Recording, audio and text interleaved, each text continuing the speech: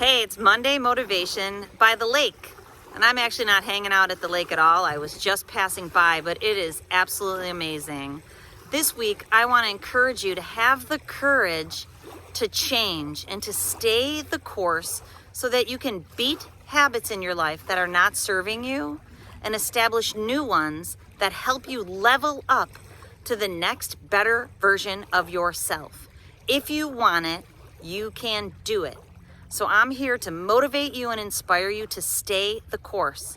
This week is Thanksgiving. I want you to be grateful for what you have, and I want you to be grateful for the strides that you have made this November with me. So I'm really proud of you for just staying tuned and trying to become a better version of yourself. You will be grateful that you did. I hope you have a beautiful week, and I'll see you next week for Monday Motivation. And until then, remember, control your brain or it'll control you.